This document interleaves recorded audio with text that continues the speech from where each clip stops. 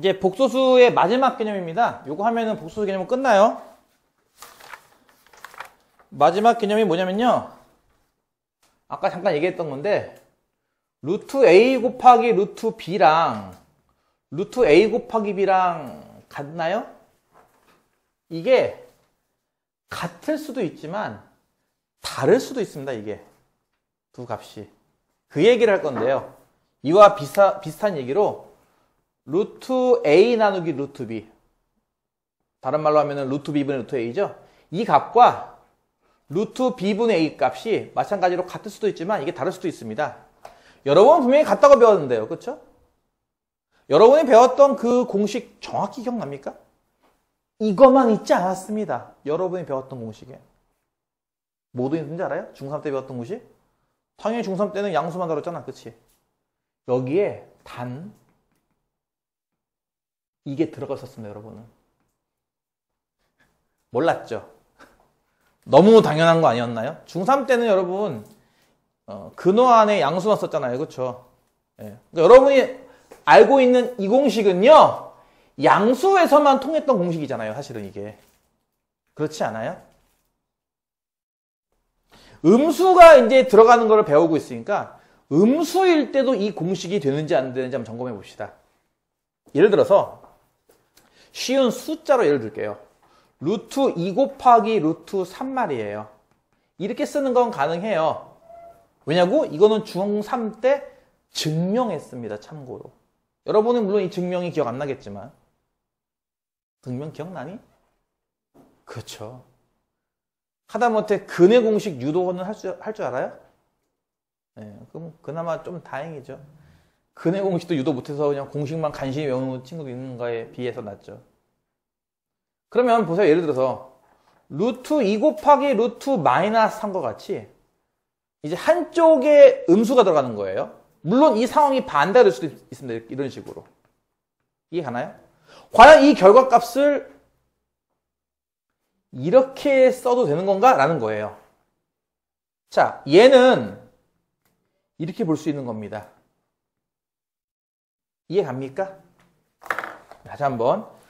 루트 마이너스 3을 이렇게 쓴다고 하지 않았나요? 우리가? 그쵸?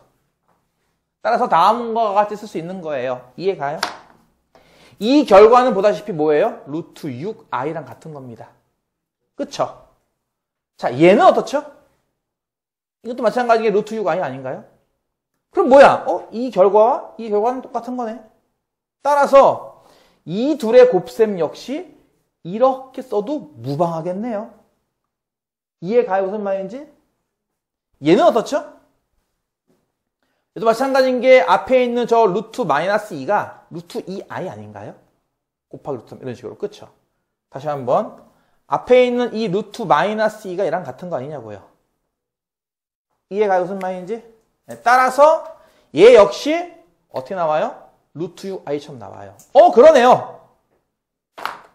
이렇게 루트가 뒤에 있던 루트 안에 있는 음수가 뒤에 루트 2개 중에 뒤쪽에 음수가 나오던 앞쪽에 음수가 나오던 저것값은 항상 똑같이 얘랑 같이 나옵니다. 그쵸?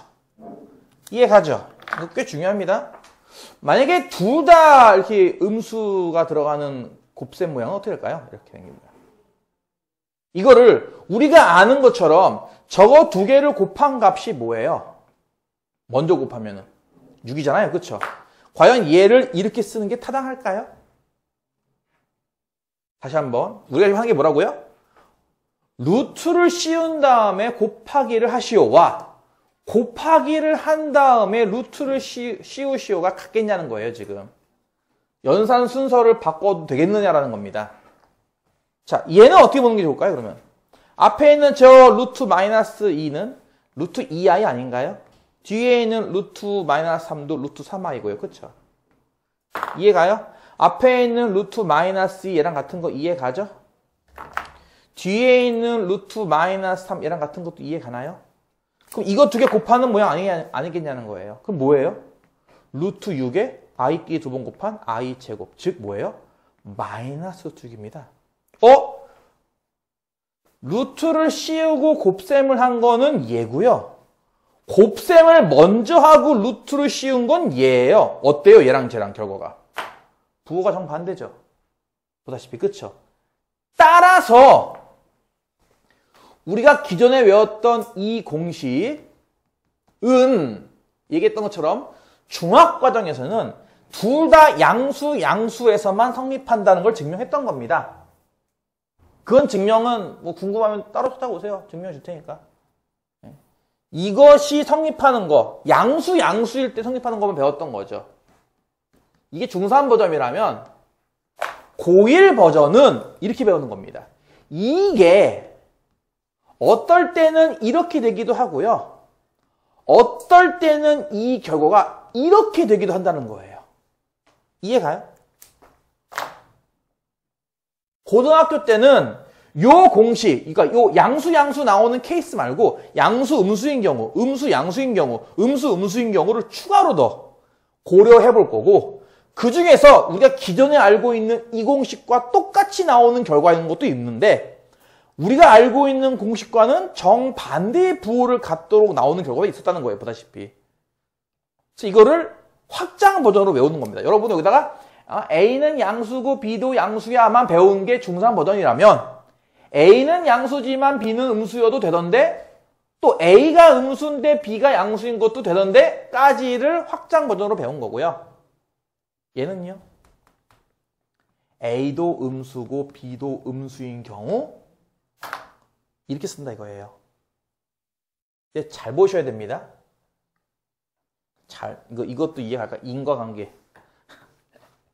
다시 할게요. A도 음수고 B도 음수이면요.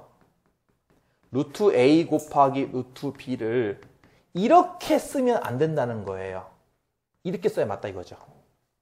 이해 갔어요? 다시 할까요? 니들 루트 마이너스 2의 제곱이 얼마 나와야 되는 거예요? 얼마가 나와야 될 것 같아요? 기본적으로. 다시 할게요. 루트라고 하는 게 뭐의 기호였죠? 제곱해서 이렇게 되는 수를 찾기 어려울 때 쓰는 기호 아니었나요? 다시 할게요. 루트 3이 뭡니까? 제곱해서 3 되는 수 찾기가 어려우니까 썼던 기호 아닌가요? 따라서 얘를 제곱하면 뭐가 나와야죠? 당연히 3이 나와야죠. 그거 당연한 거 아니냐고요. 그렇잖아. 루트라는 기호가 그래서 만든 기호 아니냐고. 제곱해서 3이 되는 수를 그게 소수 얼만데 하면은 1.732 뭐야 이렇게 말하기 힘드니까 썼던 기호잖아. 그치? 마찬가지야. 그럼 얘도 기호가 뜻이 뭐겠냐고요. 루트 마이너스 2가. 제곱해서 마이너스 2 나오는 수가 마땅치 않으니까 쓰는 기호인데 그걸 제곱하면 당연히 뭐가 나와야 돼? 마이너스 2가 나와야 되는 거 아닌가 이렇게? 그치? 뭔 뜻이냐고. 루트 마이너스 2 곱하기 루트 마이너스 2는 루트 마이너스 2 곱하기 마이너스 2라서 이걸 먼저 곱해버리면 이건 4잖아.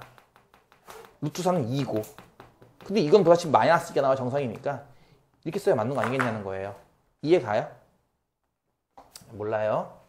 요거 이해 갔어? 방금 한 말? 근데 반대로 할게요. 루트 A 곱하기 루트 B가 마이너스 루트 AB가 성립하기 위한 조건.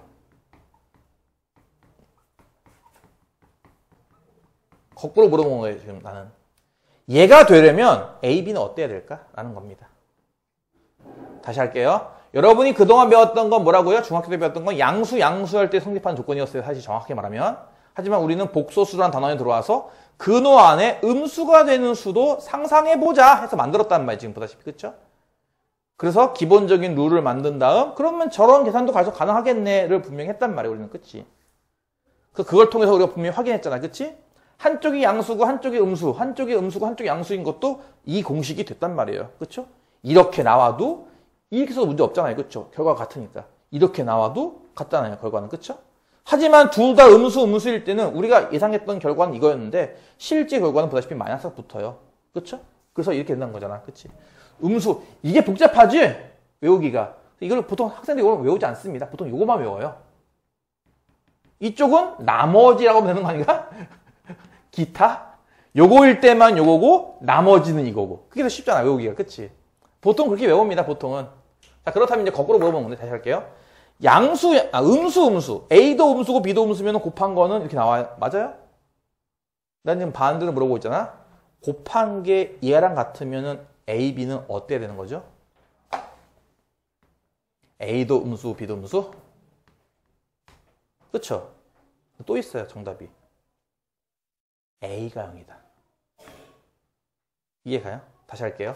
요것이 성립하면 돼요. 성립이란 건 단순해. 좌변값과 우변값이 같으면다 이거죠. 쉽게 말해서. 근데 A가 0이면은 B값이 양수든 음수든 0이든 관계없이 어쨌든 0은 0이다는 식 성립하지 않겠어? 그치? 그래서 A는 0. 또 있습니다. 거꾸로 B는 0. 이거 이해 가요? 이걸 잘 몰라요, 학생들이 보면은. 요거 위에 있는 문장과 아래에 있는 문장의 차이를 잘 못 느껴요, 애들이. 이해 가요? 요 얘기까지만 할게요. 원래 나눗셈도 해야 되는데 일단 곱셈만 하겠습니다. 나눗셈은 좀 더 복잡합니다. 일단 곱셈만 했는데요. 나눗셈은 좀 더 복잡하니까 요 얘기는 나중에 하겠습니다. 시간 관계상. 일단은 오늘은 그 음수 제곱근의 성질이라고 불리우는 71쪽에 있는 그 3번 음수 제곱근의 성질 중에 1번만 현재 했습니다.